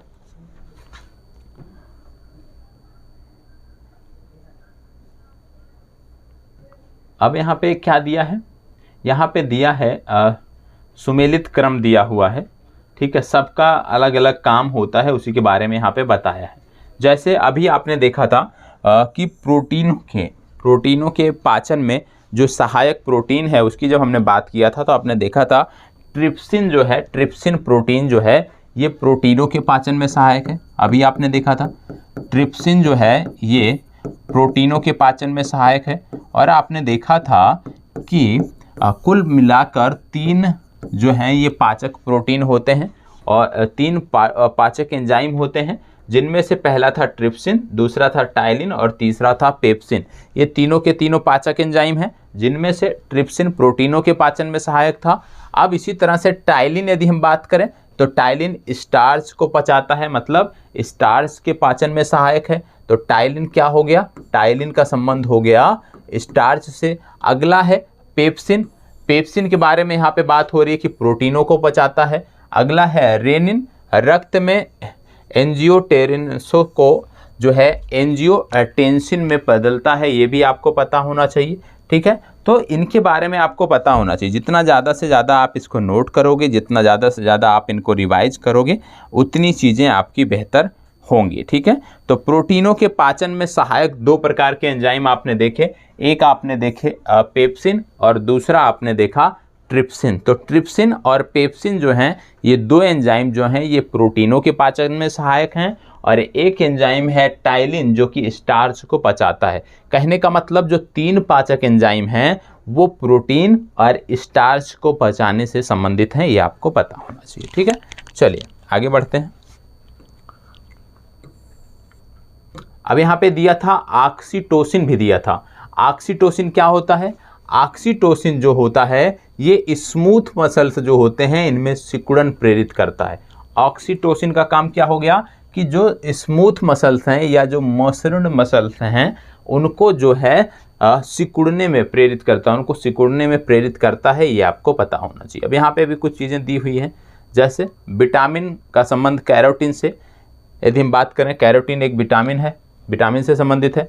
एंजाइम की बात करें तो पेप्सिन एक प्रकार का एंजाइम है। हार्मोन की बात करें तो टेस्टोस्टेरोन एक हार्मोन है। प्रोटीन की बात करें तो कैरेटिन एक जो है प्रोटीन है। तो यहाँ पे आपने देखा कि क्या दिया हुआ है, यहाँ पे मिलान करना है, दो चीज़ों को मिलान करना है और दोनों चीज़ें यहाँ पे दी हुई हैं। जैसे सबसे पहले आपको दिया है यहाँ पे विटामिन, तो विटामिन में कैरोटीन एक प्रकार का विटामिन है। एंजाइम की बात करें, अभी आपने देखा पेप्सिन एक एंजाइम है, प्रोटीनों के पाचन में सहायक है। हार्मोन की यदि हम बात करें तो टेस्टोस्टेरोन या प्रोजेस्टेरोन एक हार्मोन है। प्रोटीन की बात करें तो केराटिन एक प्रकार का प्रोटीन है। इसी तरह से यहाँ पे दिया है सही सुमेलित है, जैसे दाक्षा शर्करा इसका संदर्भ है ग्लूकोज से, फल शर्करा इसका संबंध है फ्रक्टोज से, दुग्ध शर्करा इसका संबंध है लैक्टोज से, चीनी का संबंध है सुक्रोज से। तो इसको रट लीजिएगा, दाक्षा शर्करा इसका संबंध है ग्लूकोज से, फल शर्करा इसका संदर्भ है फ्रक्टोज से, दुग्ध शर्करा इसका संबंध है लैक्टोज से, चीनी का संबंध है सुक्रोज से। और स्टीविया है, स्टीविया क्या है, एक प्राकृतिक स्वीटनर है। तो याद रखिएगा स्टीविया क्या है, एक प्राकृतिक स्वीटनर है, ये आपको पता होना चाहिए। चीनी का संबंध सुक्रोज से, दुग्ध शर्करा का संबंध है लैक्टोज से और फल शर्करा का संबंध है फ्रक्टोज से, दाक्षा शर्करा का संबंध है ग्लूकोज से। ग्लूकोज का सूत्र क्या होता है, C6H12O6। ये तो आप सामान्य सी चीज़ है, ये आपने पढ़ा होगा निश्चित रूप से इंटरमीडिएट में, ठीक है। अब यहाँ पे क्या बात हो रही है, विटामिन और पोषण से संबंधित। अब विटामिन और पोषण से संबंधित कुछ फैक्ट हैं जो हमें देखने हैं, ठीक है। चलिए यहाँ पे बोला जा रहा है फल, सब्जियां, पनीर एवं मिठाई में से वह आहार जो मानव शरीर में नए ऊतकों की वृद्धि के लिए पोषक तत्व प्रदान करता है, कौन सा है। नए ऊतकों के वृद्धि के लिए जो पोषक तत्व प्रदान करता है, देखो नए ऊतकों की वृद्धि कब होती है, प्रोटीन के लिए। और प्रोटीन किस में पाया जाता है, जितना इसमें दिया हुआ है, फल दिया है, सब्जियां दिया है, पनीर दिया है। तो प्रोटीन जो है यदि हम बात करें तो पनीर में पाया जाता है। तो इसका संबंध किससे हो गया, पनीर से हो गया। पनीर क्या है, नए ऊतकों की वृद्धि के लिए जो है वो पोषण प्रदान करता है। इसीलिए जब आप जाते हैं, यदि आप वर्कआउट के लिए जाते होंगे तो आपको प्रोटीन बोला जाता है। चाहे आप प्रोटीन जो है नेचुरल प्रोटीन ले या बहुत सारे बे प्रोटीन जो आते हैं वो आपको लेना होता है। क्यों, क्योंकि इससे आपकी मसल्स जो है वो ग्रो करती है, ठीक है। अगला है प्रोबायोटिक खाद्य से संबंध निम्नलिखित कथनों पर विचार कीजिए। प्रोबायोटिक खाद्य में सजीव जीवाणु विद्यमान होते हैं जो मानव के लिए लाभकारी जाने जाते हैं। दूसरा, प्रोबायोटिक खाद्य अंतः फ्लोरा के अनुरक्षण में सहायता देता है। ये उपयुक्त कथनों में से कौन से सही हैं, तो आपको बता दें ये दोनों सही हैं। प्रोबायोटिक जो खाद्य पदार्थ हैं उसमें सजीव जीवाणु होते हैं, ये भी सत्य है। और ये मानव के लिए लाभदायक जीवाणु होते हैं। जैसे आप देखते होंगे, उदाहरण के रूप में यदि हम बताएं, दही आप देखते होंगे, दही में भी जीवाणु होते हैं, सजीव जीवाणु होते हैं, लेकिन वो मानव के लिए लाभकारी होते हैं, वो हानिकारक नहीं होते हैं। उसी तरह से आप देखेंगे कि ये जो प्रोबायोटिक खाद्य अंतर हैं ये फ्लोरा के अनुरक्षण में सहायता देते हैं और इससे निश्चित रूप से हमारी शरीर को जो है बेहतर आप कह सकते हो स्वास्थ्य सुरक्षा मिलती है। अगला है, इसमें ध्यान दीजिएगा, यहाँ बोला जा रहा है न्यूट्रास्टिलिक्स उत्पाद हैं जिनमें पोषण और औषधि प्रभाव पाया जाता है। याद रखिएगा फंक ने किसका आविष्कार किया था, तो याद रखिएगा जब विटामिन की बात आती है तो विटामिन से संबंधित तथ्य आपको पता होना चाहिए कि फंक ने विटामिन का आविष्कार किया था। किसका किया था, फंक ने विटामिन का आविष्कार किया था, ये आपको पता होना चाहिए। यहाँ पे कुछ विटामिन दिए हुए हैं, ठीक है, और विटामिन के साथ साथ कुछ नाम भी दिए हुए हैं। यहाँ पे व्यक्तियों के कुछ नाम भी दिए हुए हैं। जैसे बोला जा रहा है आपसे कि विटामिन ए का संबंध किससे है, विटामिन ए का संबंध है मैककुलम से, ठीक है। विटामिन बी का संबंध किससे है, विटामिन बी का संबंध है ककुलम से। और विटामिन सी का संबंध किससे है, इनका संबंध है जेम्स लिंड से। तो ये आपको याद रखना है, विटामिन के नाम और संबंधित व्यक्तियों के नाम आपको याद रखने हैं, ठीक है। अगला है विटामिन क्या होते हैं, तो विटामिन क्या होते हैं, विटामिन से एक प्रकार के कार्बनिक यौगिक होते हैं। क्या होते हैं विटामिन से एक प्रकार के कार्बनिक यौगिक होते हैं। यह भी आपको पता होना चाहिए, ये फैक्ट है और रटना है आपको, ठीक है। अगला है यौगिकों का वह समूह जिसे सहायक आहार कारक कहा जाता है, कौन सा है, यौगिकों का वह समूह जिसे सहायक आहार कारक कहा जाता है। सहायक आहार कारक किसको कहा जाता है, प्रोटीन, विटामिन किसको कहा जाता है, तो सहायक आहार कारक जो है वो विटामिन्स को कहा जाता है, क्योंकि हमारे शरीर के विकास के लिए कहीं ना कहीं यह भी जिम्मेदार होते हैं, बहुत महत्वपूर्ण भूमिका निभाते हैं। तो यौगिकों का वह समूह जिसे सहायक आहार कारक कहा जाता है वह है विटामिन। ठीक है, चलिए आगे बढ़ते हैं। यहाँ पे बोला गया है जीवधारियों को कम से कम 27 तत्वों की आवश्यकता होती है, जिनमें से 15 धातुएं हैं। इनमें से जो प्रभुत मात्रा में आवश्यक होती हैं वो कौन सी हैं? जीवधारियों को कम से कम 27 तत्वों की आवश्यकता होती है, जिनमें से 15 धातुएं हैं। मतलब हमारे शरीर को जो हम खाद्य पदार्थ लेते हैं उसमें कहीं ना कहीं से इन 27 तत्वों की आपूर्ति होती है, और यदि इनमें से किसी की आपूर्ति जो है बाधित होती है तो शरीर में बहुत सारी समस्याएं उत्पन्न होती हैं, बहुत सारी जो कमियां हैं वो उत्पन्न होने लगती हैं। और इसमें से कितनी हैं? 15 जो हैं वो धातुएं, मतलब जो हम खाद्य पदार्थ लेते हैं उनके माध्यम से 15 धातुएं जो हैं वो हमारे शरीर में प्रवेश करती हैं। यहाँ पे बोला जा रहा है इनमें जो प्रभुत मात्रा में आवश्यक होती हैं वो कौन सी हैं, जिनकी मात्रा निश्चित रूप से हमें शरीर में चाहिए, अन्यथा बहुत सारी बड़ी गंभीर समस्याएं उत्पन्न होती हैं। इनमें से है पोटेशियम, सोडियम, मैग्नीशियम, कैल्शियम और सल्फर। तो याद रखिएगा, पोटेशियम, सोडियम, मैग्नीशियम, कैल्शियम और सल्फर जो है ये हमारे लिए बहुत ही महत्वपूर्ण है, और इनकी मात्रा जो है हमारे शरीर के लिए बहुत ही आवश्यक है। रेगुलर इनको जो है हम खाद्य पदार्थों के माध्यम से अपने शरीर में ग्रहण करते हैं। भोजन के वर्ग में विटामिन, वसा, कार्बोहाइड्रेट्स एवं प्रोटीन में प्रति यूनिट कैलोरी की मात्रा सर्वाधिक होती है। यदि हम बात करें प्रोटीन की, बात करें विटामिन की, बात करें वसा की या कार्बोहाइड्रेट्स की, तो सबसे ज़्यादा कैलोरी हमें कहाँ से मिलती है? तो सबसे ज़्यादा कैलोरी हमें मिलती है वसा से। याद रखिएगा, सबसे ज़्यादा कैलोरी हमें वसा से मिलती है। अगला बोला जा रहा है सेब का हृदय रोगियों के लिए विशेष महत्व है, क्योंकि ये बड़े स्रोत हैं किसके? सेब में क्या पाए जाते हैं? सेब में कुछ धातुएं पाई जाती हैं, और ऐसी धातुएं पाई जाती हैं जिनकी आप कह सकते हो हमारे शरीर को महती आवश्यकता होती है, अनिवार्य रूप से उसकी आवश्यकता होती है। और उनमें से सबसे महत्वपूर्ण जो सेब में पाया जाता है वो है पोटेशियम। तो याद रखिएगा, सेब में जो महत्वपूर्ण तत्व पाया जाता है वो है पोटेशियम। ठीक है, अगला है आहार में नियमित रूप से ताज़े फल और सब्जियां ग्रहण करना वांछनीय है, क्योंकि ये ऑक्सीकरण रोधी, एंटीऑक्सीडेंट की बात हो रही है, तत्वों के अच्छे स्रोत होते हैं, और ऑक्सीरोधी तत्व व्यक्ति के स्वस्थ बने रहने और दीर्घायु आने में सहायक होते हैं। क्यों?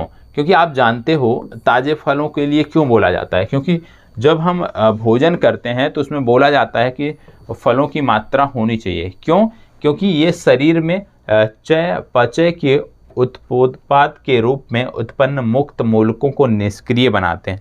जो हमारे खाद्य पदार्थ होते हैं उससे बहुत सारे ऐसे तत्व होते हैं, क्योंकि आज जब दिन प्रतिदिन लगातार दवाओं का प्रयोग बढ़ रहा है, लगातार कीटनाशकों का प्रयोग बढ़ रहा है, तो बहुत सारे इस प्रकार के तत्व, हानिकारक तत्व हमारे भोजन में, हमारे जो आहार श्रृंखला है उसके माध्यम से प्रवेश करते हैं शरीर में। और इस प्रकार के जो तत्व होते हैं जो हमारे शरीर को आप कह सकते हो जिनकी आवश्यकता नहीं होती है, उनको निष्क्रिय बनाने के लिए जो है वो फलों की आवश्यकता होती है। और इसीलिए फलों को डॉक्टर अनिवार्य रूप से किसी बीमारी में या सामान्य तौर पर भी बोला जाता है कि फलों का सेवन प्रत्येक दिन व्यक्ति के आहार में होना चाहिए। अगला है विटामिन एवं उसकी कमी से सुमेलित रोग, जैसे कैल्सीफेराल। कैल्सीफेराल की कमी से क्या होता है? कैल्सीफेराल की कमी से होता है अस्थि रुग्णता, मतलब हड्डियों से संदर्भित यहाँ पे समस्या होती है। अगला है नियासिन। नियासिन की कमी से क्या होता है? नियासिन की कमी से पेलाग्रा नामक रोग हो जाता है। अगला है कोबालामिन। कोबालामिन से क्या होता है? इससे रक्ताल्पता की समस्या होती है। और थायमीन, आप जानते हैं थायमीन की कमी से बेरी संबंधित समस्या होती है। इसी तरह से बोला गया है कि मानव आहार में पालिश किए हुए चावल के उपयोग से क्या होता है।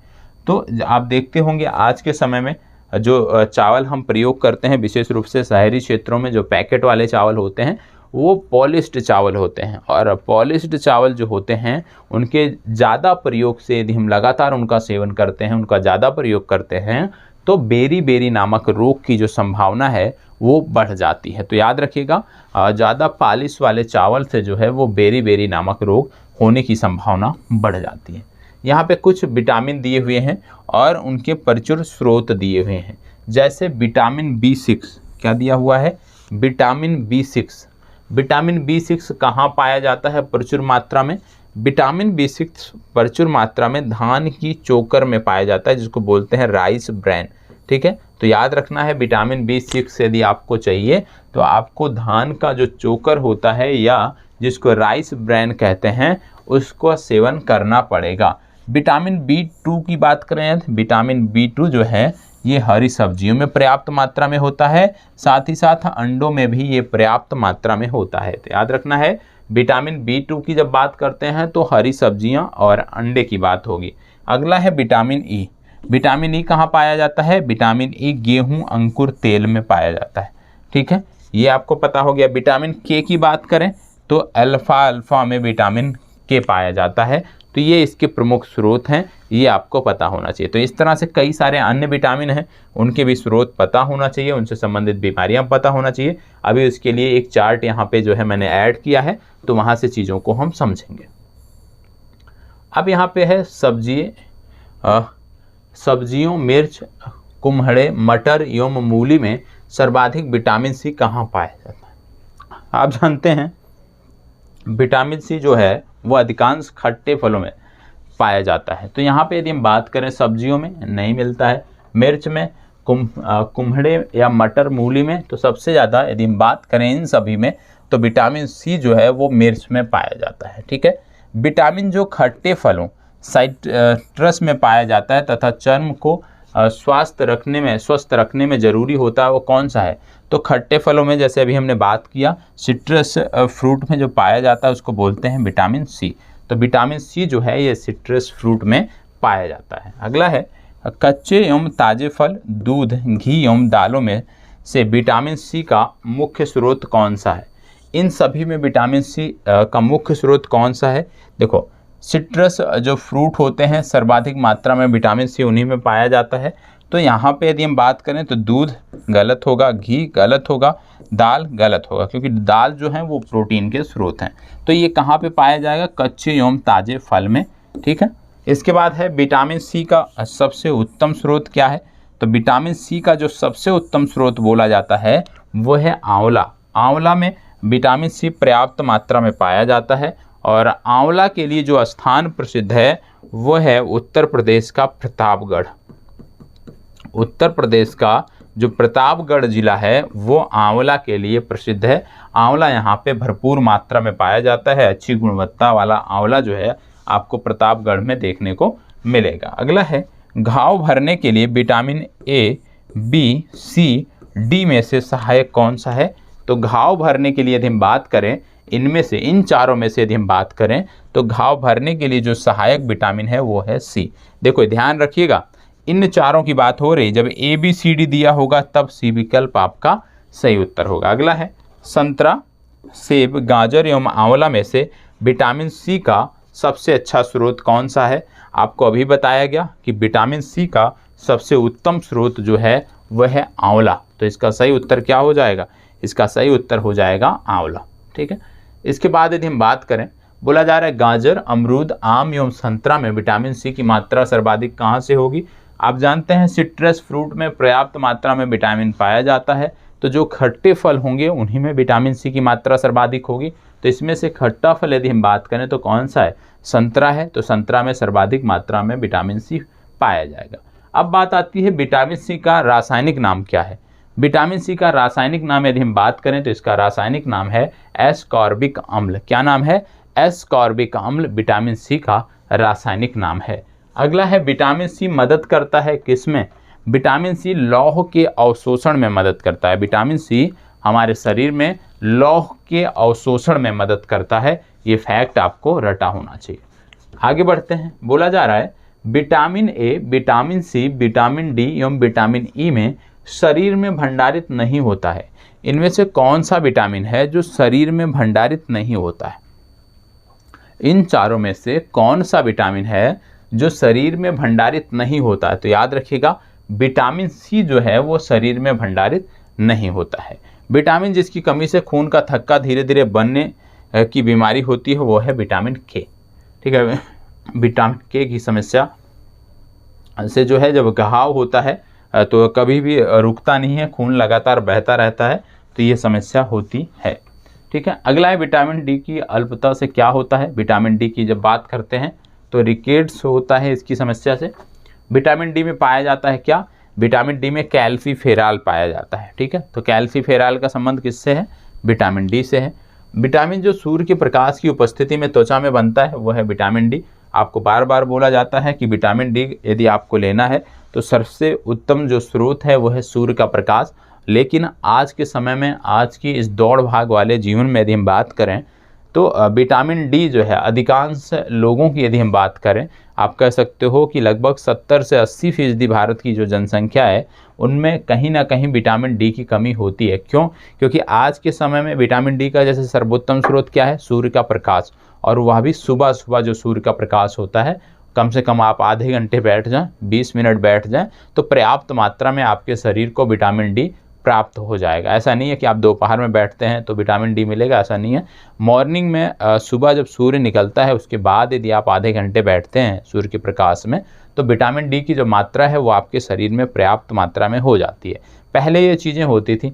आज के समय में यदि हम बात करें तो कोई सूर्य, इतनी दौड़ भाग की ज़िंदगी है, कोई सूर्य के समक्ष जो है वो 20 मिनट आधे घंटे बैठना नहीं चाहता।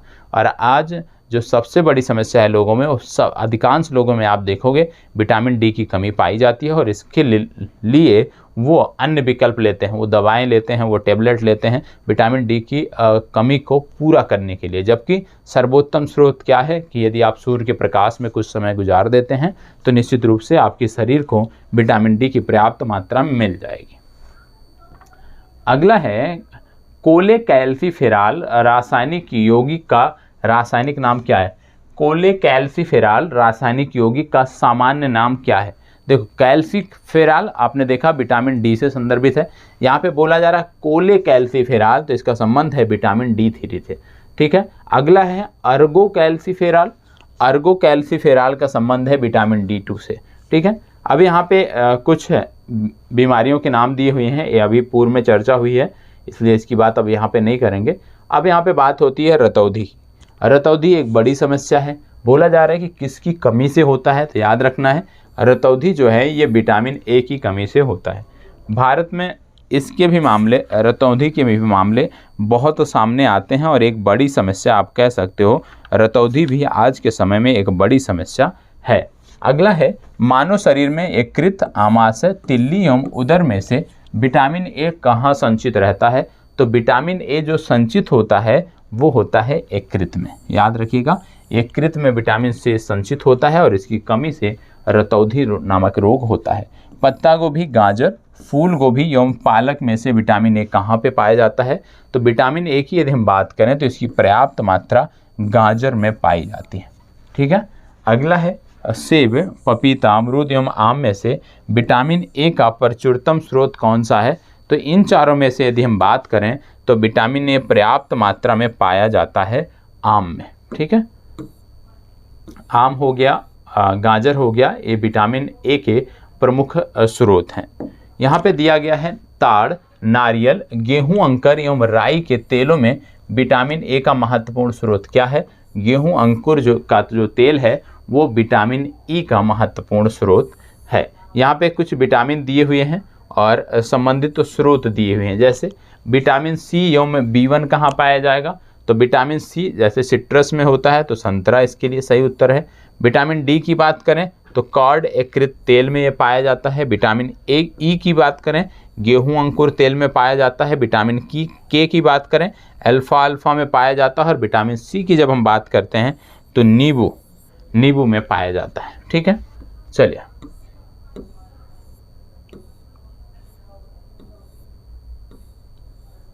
अब यहाँ पे है एक, देखो एक प्रश्न ये याद रखिएगा हमेशा कि किसका निर्माण हमारे शरीर में नहीं होता है? तो विटामिन ए का निर्माण हमारे शरीर में नहीं होता है, ये आपको हमेशा याद रखना है। इसको बाहरी स्रोत से ही लेना पड़ता है। जिस विटामिन में कोबाल्ट होता है वह कौन सा है? कोबाल्ट। कोबाल्ट किस विटामिन में पाया जाता है? तो कोबाल्ट के लिए याद रखिएगा, कोबाल्ट जो है वो विटामिन B12 में पाया जाता है। किस में पाया जाता है? कोबाल्ट की जो मात्रा है वो विटामिन B12 में मिलती है। अगला बोला जा रहा है विटामिन B12 में धातु मौजूद है, कौन सी? कोबाल्ट। अगला है साइनोकोबालमिन क्या है? साइनोकोबालमिन क्या है? ये विटामिन B12 को ही बोलते हैं, ठीक है। अगला है थायमीन क्या है? थायमीन को बोलते हैं विटामिन B1। अगला है विटामिन A, C, D एवं E में से जल में घुलनशील विटामिन कौन सा है? तो इसमें से जल में घुलनशील विटामिन है जो हमें सिट्रस फलों से मिलता है, फ्रूट से मिलता है, उसका नाम है विटामिन C। विटामिन C जल में घुलनशील विटामिन है, ठीक है। यदि हम बात करें विटामिन A, B, D एवं E में से पानी में घुलनशील कौन सा है? तो विटामिन B भी पानी में घुलनशील है। तो याद रखिएगा विटामिन B और C ये दोनों फैक्ट हैं, याद रख लीजिएगा। विटामिन B और C जो हैं ये जल में घुलनशील विटामिन है। बाकी के जो विटामिन हैं वो वसा में घुलनशील होते हैं। जैसे कुछ विटामिन वसा में घुलनशील हैं जबकि अन्य जल में घुलनशील हैं। जल में घुलनशील विटामिन कौन से हैं? तो केवल विटामिन B और C है जो जल में घुलनशील है। बाकी के जो भी अन्य विटामिन हैं वो वसा में घुलनशील हैं, इसलिए B और C आप रट जाइएगा, ठीक है। अब यहाँ पे देखो रोगों के बारे में अभी हमने अलग से एक PDF इसमें रखी है, तो वहाँ पे हम बात कर लेंगे इसकी रोगों के बारे में और उनके समाधान के बारे में। एक यहाँ पे PDF है, उससे संबंधित अभी हम चर्चा वहाँ पे करेंगे। बाकी आप पढ़ना चाहते हैं ये PDF आपको मिलेगी, आप वहाँ पे पढ़ लीजिएगा।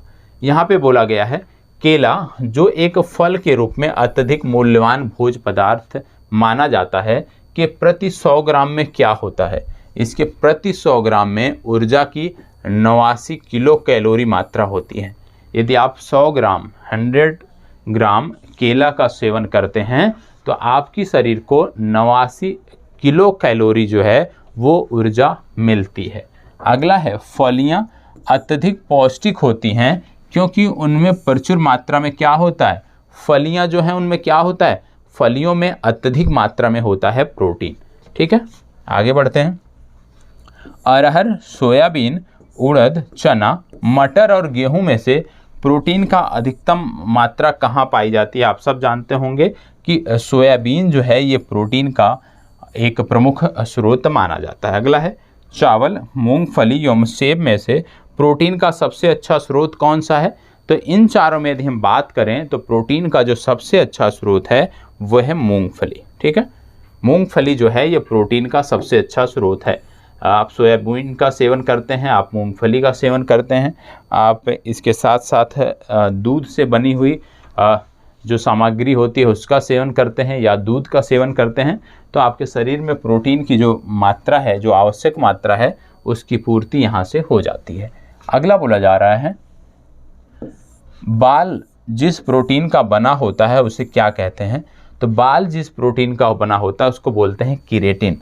बाल जो है ये किरेटिन प्रोटीन का बना होता है, ये आपको पता होना चाहिए। किरेटिन प्रोटीन का बाल बना होता है। मानव के बाल एवं नाखून में विद्यमान प्रोटीन कौन सा है? वह है किरेटिन प्रोटीन, ठीक है।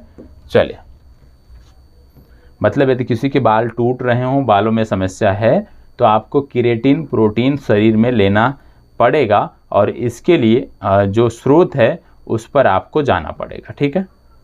अब यहाँ पे बोला जा रहा है कि एक कठिन परिश्रम करने वाले पुरुष की दैनिक ऊर्जा की आवश्यकता कितनी होती है? कठिन परिश्रम बोला जा रहा है।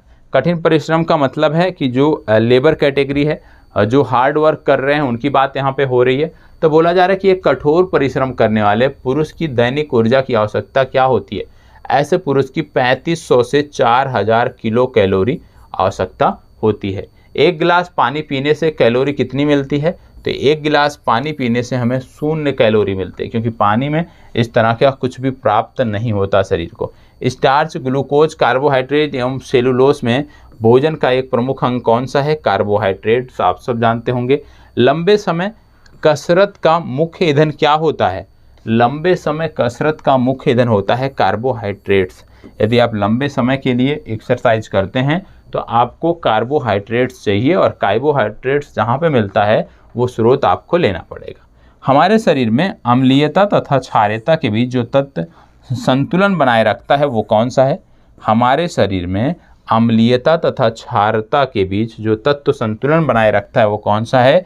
वह है फास्फोरस। तो याद रखिएगा, फास्फोरस जो है वो अम्लीयता और क्षारीयता के बीच संतुलन बनाए रखता है। अगला है ग्लाइकोजन, एमिनो अम्ल, वसा एवं टोकोफेराल में से वह यौगिक जो मानव शरीर में संग्रहित नहीं रहता। आप जानते हैं ग्लाइकोजन संग्रहित रहता है, अभी आपको पूर्व में बताया गया। ग्लूकोज की जो अत्यधिक मात्रा होती है, जो शरीर को आवश्यकता नहीं होती है, वो ग्लाइकोजन के रूप में यकृत में संचित होता है, यह अभी आपने देखा था। तो यहाँ पे बोला जा रहा है कि कौन शरीर में संग्रहित नहीं रहता है, तो ये है एमिनो अम्ल। एमिनो अम्ल जो है ये शरीर में संग्रहित नहीं रहता है। अगला है जामुन, करौंदा, लोकाट, अमरूद में से लौह प्रचुर मात्रा में कहाँ पाया जाता है? तो लौह की यदि हम बात करें तो सबसे प्रचुर मात्रा में लौह जो है ये करौंदा में पाया जाता है। ठीक है, ये सारे के सारे प्रश्न पूछे गए हैं, ये सारे के सारे जो फैक्ट दिए हैं ये विभिन्न परीक्षाओं में पूछे गए हैं, इसलिए इन प्रश्नों को, इन फैक्ट को इग्नोर नहीं करना है। इनको कम से कम 2-3 बार जो है, सप्ताह में 2-3 बार इनको रिवाइज कर लेना है, जिससे ये चीज़ें आपकी बेहतर हो जाएं और आपको कोई समस्या ना हो। ठीक है, आगे बढ़ते हैं। अगला बोला जा रहा है पालक के पत्तों में विटामिन, आयरन, वसा एवं कार्बोहाइड्रेट्स में से सबसे अधिक मात्रा किसकी होती है? तो इनमें से सबसे अधिक मात्रा होती है आयरन की। ठीक है, तो याद रखिए, पालक के पत्तों में विटामिन, आयरन एवं वसा में से सबसे अधिक मात्रा जो है वो आयरन की होती है। इसीलिए जब किसी व्यक्ति को आयरन की कमी होती है तो उससे पालक के पत्तों का सेवन करने को बोला जाता है। गाजर, मटर, चावल एवं पालक में से लौह का अच्छा स्रोत कौन सा है? पालक। सेम, अंडे, हरी सब्जियों एवं दूध में से लौह अंश सर्वाधिक कहाँ होता है? सर्वाधिक लौह अंश जो है वो हरी सब्जियों में पाया जाता है। ठीक है, अगला है बासमती चावल के दाने पकाने पर लंबे हो जाते हैं क्योंकि उसमें बाहुलता किसकी होती है? उसमें बाहुलता होती है एमाइलोज की।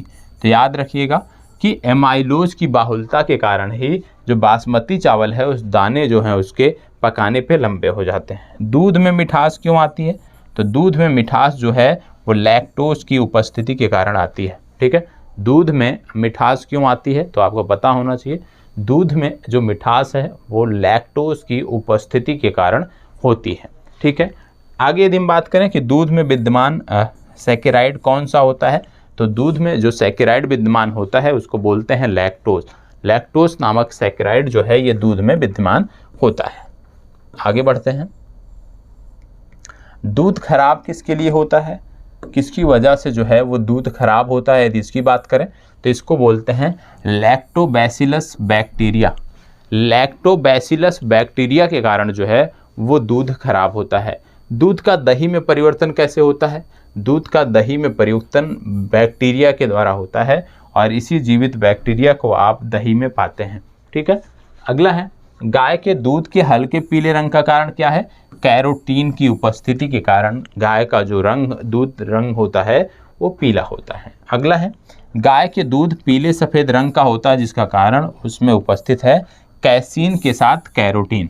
तो कैसीन के साथ कैरोटीन होता है जो सफ़ेद के साथ पीला होता है। पीले के लिए मुख्य रूप से जिम्मेदार कैरोटीन है, सफ़ेद के लिए मुख्य जिम्मेदार जो है वो कैसीन है। तो याद रखिएगा, कैसीन जो है ये दूध के सफ़ेद होने के लिए जिम्मेदार है और दूध के पीले होने के लिए जो जिम्मेदार है वो है कैरोटीन।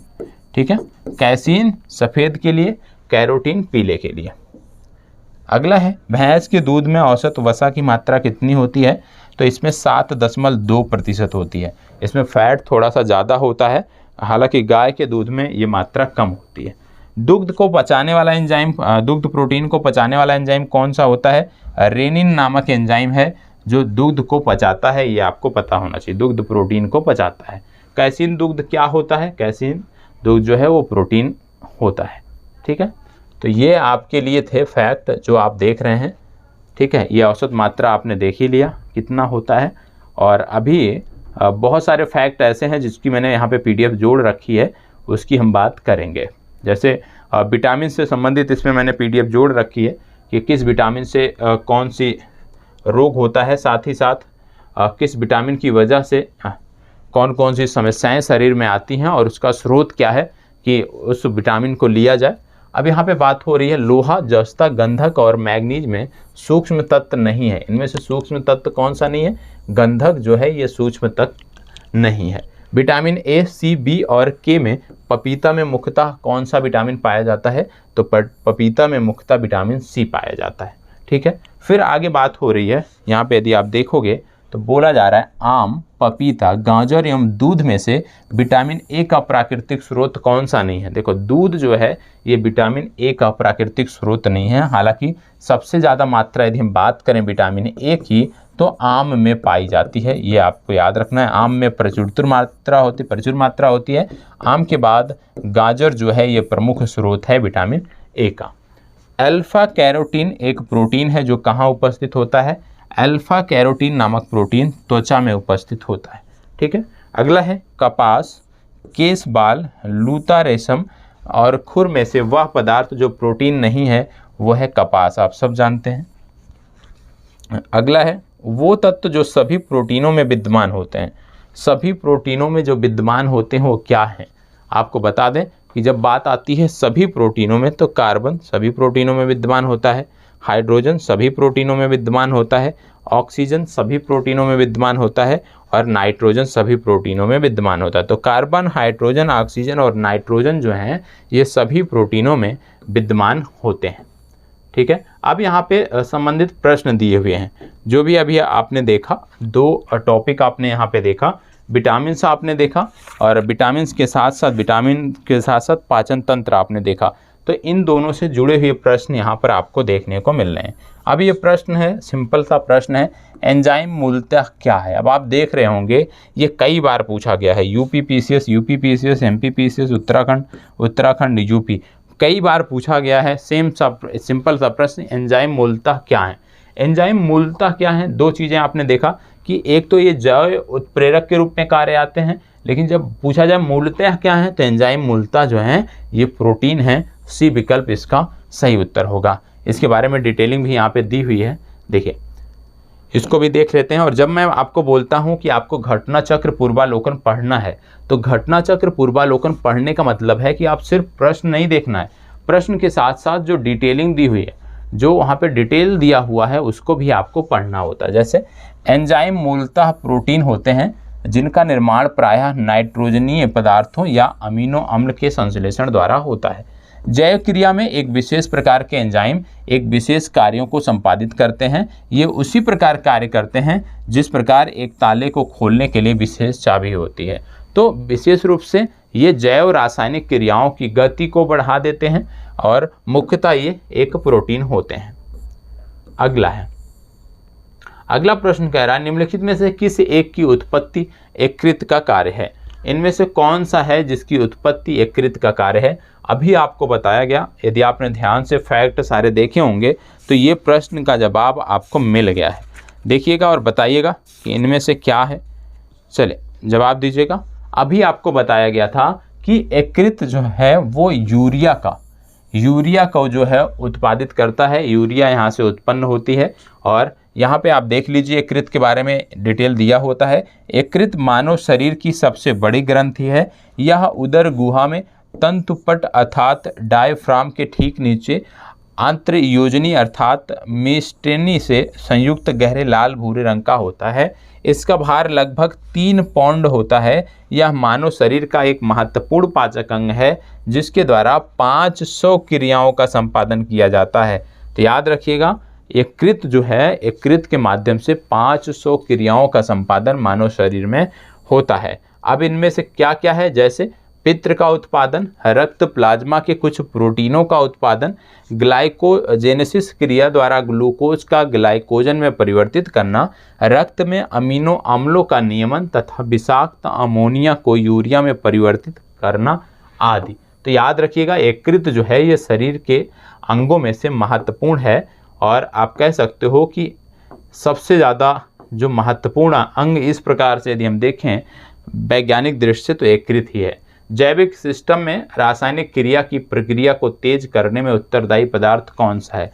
आपको अभी मैंने बताया कि एंजाइम जो है वो मूलतः प्रोटीन है, लेकिन एंजाइम का जो कार्य है वो जैव रासायनिक क्रियाओं को बढ़ा देना है। जैव रासायनिक क्रियाओं को गति देना जो है एंजाइम का कार्य है। और यहाँ पे वही बोला जा रहा है कि जैविक सिस्टम में रासायनिक क्रिया की प्रक्रिया को तेज करने में उत्तरदायी पदार्थ कौन है? तो ये उत्तरदायी पदार्थ है एंजाइम। याद कर लीजिएगा, जैविक सिस्टम में रासायनिक क्रिया की प्रक्रिया को तेज करने में उत्तरदायी पदार्थ एंजाइम है। सभी एंजाइम प्रोटीन से होते हैं। बहुत से कार्बनिक पदार्थ जैसे प्रोटीन, कार्बोहाइड्रेट एवं वसा को सरल अणुओं में परिवर्तित करने की क्रिया एंजाइम द्वारा संपन्न होती है। अगला है, मानव शरीर में प्रोटीन का पाचन निम्नलिखित में से किस अंग में प्रारंभ होता है? प्रोटीन का पाचन किस अंग में प्रारंभ होता है ये बोला जा रहा है। ठीक है, प्रोटीन का पाचन किस अंग में प्रारंभ होता है ये पूछा गया है। आप देख रहे होंगे यहाँ पे बात करें तो प्रोटीन का पाचन जो है किस अंग में प्रारंभ होता है? यकृत, छोटी आंत, मुख या आमाशय। तो यहाँ पे आपको पता होगा कि आमाशय से जो है प्रोटीन का पाचन आरंभ होता है। यहाँ पे दिया है मानव शरीर में प्रोटीन का पाचन आमाशय में प्रारंभ होता है। हालांकि पाचन का अधिकांश भाग छोटी आंत में संपन्न होता है तथा पचे हुए पदार्थों का अवशेषण मुख्यतः छोटी आंत में ही होता है। तो यहाँ पे आपने देखा कि प्रोटीन के पाचन में, शरीर में प्रोटीन के पाचन में जो सहायक अंग हैं दो हैं। पहला है आमाशय, दूसरा है छोटी आंत। लेकिन प्रश्न में पूछा गया है कि किस में प्रारंभ होता है? तो प्रोटीन का पाचन जो मानव शरीर में प्रारंभ होता है वो आमाशय में होता है, लेकिन संपन्न कहाँ पर होता है? छोटी आंत में होता है। तो प्रश्न ऐसे भी बन सकता है कि मानव शरीर में प्रोटीन का पाचन संपन्न कहाँ पर होता है? तो आपको बताना है मानव शरीर में प्रोटीन का जो पाचन है वो छोटी आंत में संपन्न होता है। ठीक है, चलिए आगे बढ़ते हैं। एंजाइम लाइपेज का स्रोत है गुर्दा, अग्नाशय, यकृत या हृदय? एंजाइम लाइपेज का स्रोत है, एंजाइम लाइपेज का स्रोत क्या है? गुर्दा, अग्नाशय, यकृत या हृदय? लाइपेज एंजाइम की बात हो रही है। लाइपेज एंजाइम जो संबंधित है ये संबंधित है अग्नाशय से। आपकी बीपीएससी में पूछा गया प्रश्न है 2020 में। ठीक है, आगे बढ़ते हैं। यहाँ पे क्या बोला जा रहा है? प्रोटीनों के पाचन में सहायक एंजाइम। अभी आपको बताया गया ट्रिप्सिन नामक जो एंजाइम है वो प्रोटीनों के पाचन में सहायक एंजाइम है। अब यहाँ पे बोला गया है सूची 1 को सूची 2 से मिलाइए। टाइलिन, पेप्सिन, रेनिन और ऑक्सीटोसिन 4 यहाँ पे दिए हुए हैं। एंजाइम की बात करें तो टाइलिन की बात हो रही है। टाइलिन का कार्य क्या है?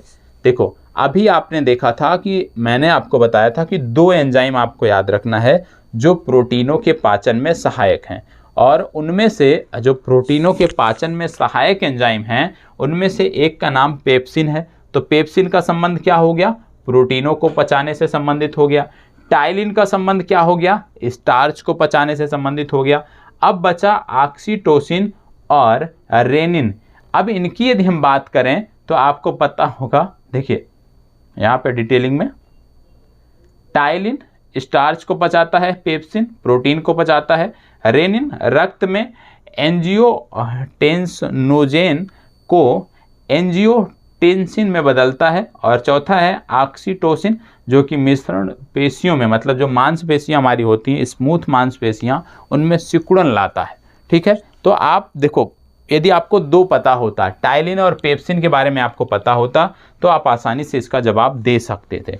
तो प्रयास क्या करना है कि जरूरी नहीं है सब याद हो, लेकिन जितनी चीज़ें आप पढ़ो, कम पढ़ो लेकिन अच्छा पढ़ो, विधिवत पढ़ो, वो आपको भूलना नहीं चाहिए। यदि वहाँ से प्रश्न बने तो गलत ना हो। तो ये सिंपल सा प्रश्न है, आईएएस में पूछा गया है।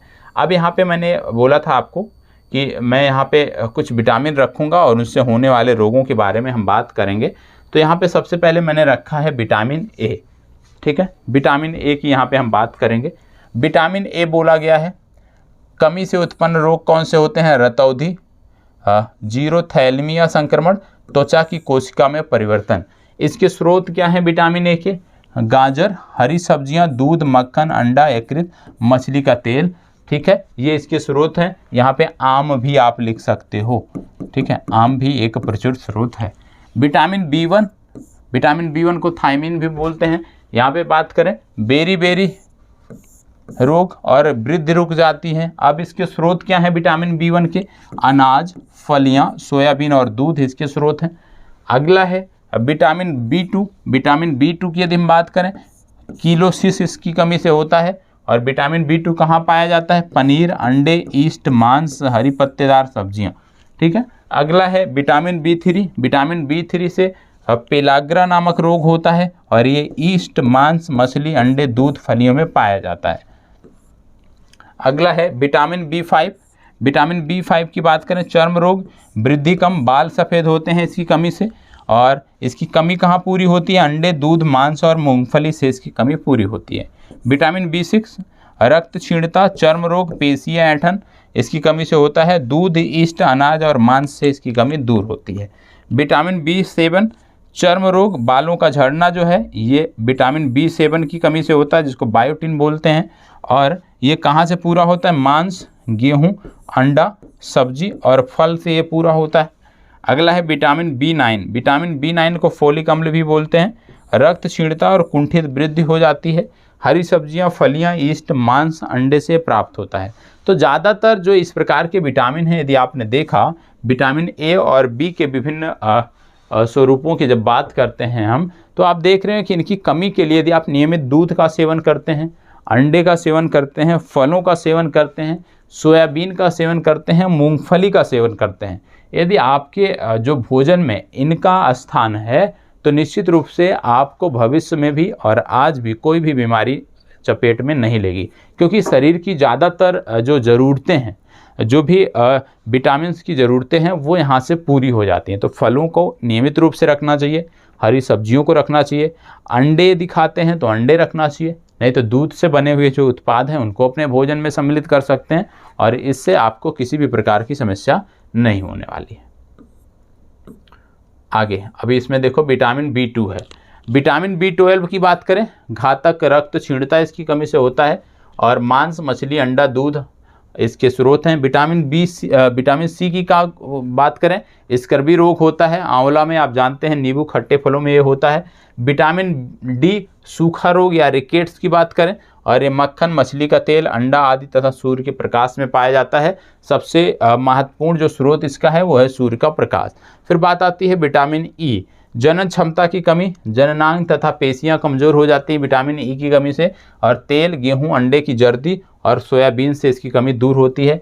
विटामिन K, चोट पर रक्त का थक्का ना जमना, और ये हरी सब्जियां, अंडा, सोयाबीन आदि के बैक्टीरिया जो हैं इनसे पूरी होती है। तो ये आपने देखा कि किस प्रकार से इनकी कमी यहाँ पे दूर की जाती है।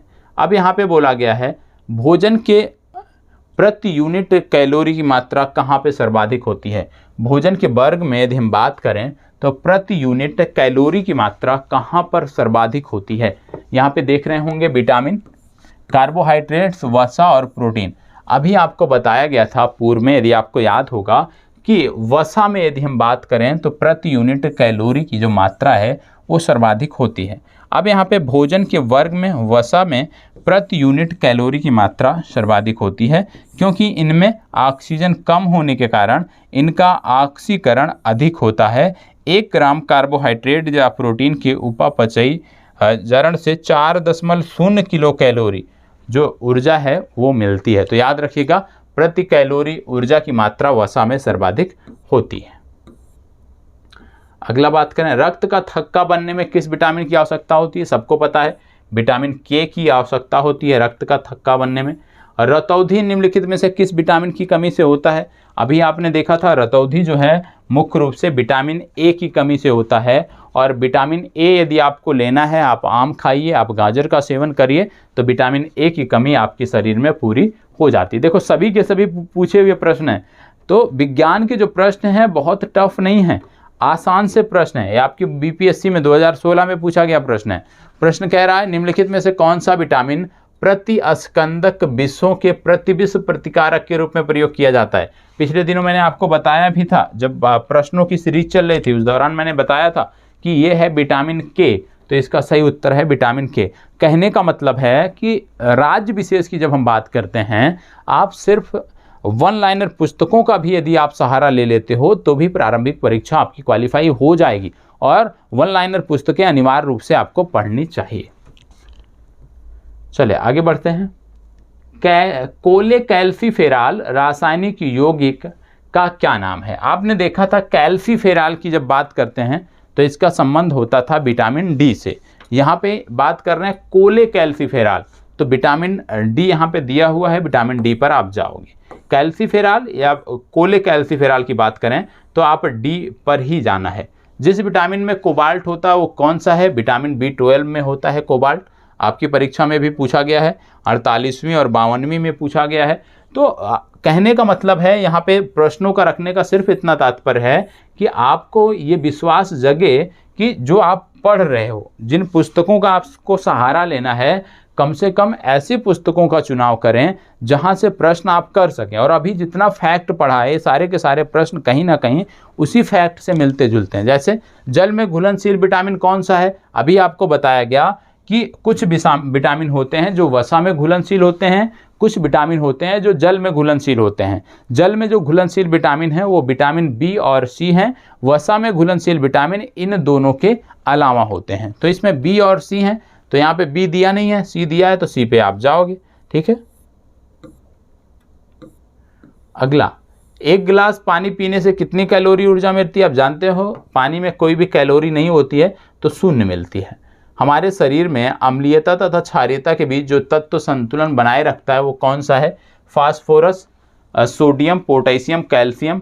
आप जानते हैं कि अम्लीयता और क्षारीयता की जब बात आती है, इनमें जो संतुलन बनाने वाला तत्व है वो है फास्फोरस। यहाँ पे लिखा है फास्फोरस खनिज लवण के रक्त में उपस्थित होने से शारीरिक अम्ल एवं क्षार का संतुलन ठीक रहता है। इस खनिज के मुख्य स्रोत दूध, पनीर, अंडे का पीला भाग, मांस, मछली, दाल, मेवे तथा सभी धान्य हैं। तो याद रखना है कि अम्लीयता और क्षारीयता के बीच जो तत्व संतुलन बनाता है उसका नाम है फास्फोरस। ठीक है।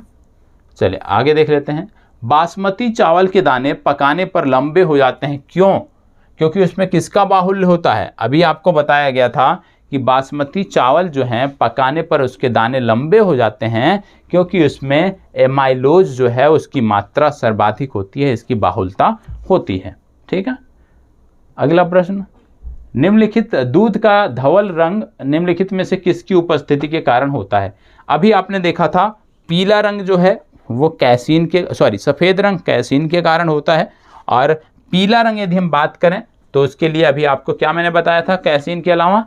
चले बताएं। कैसीन के अलावा आज का पहला होमवर्क हो गया कि दूध का जो पीला रंग होता है, विशेष रूप से गाय के दूध का जो रंग पीला होता है वो किसके कारण होता है? सफ़ेद तो मैंने आपको बता दिया कैसीन के कारण होता है।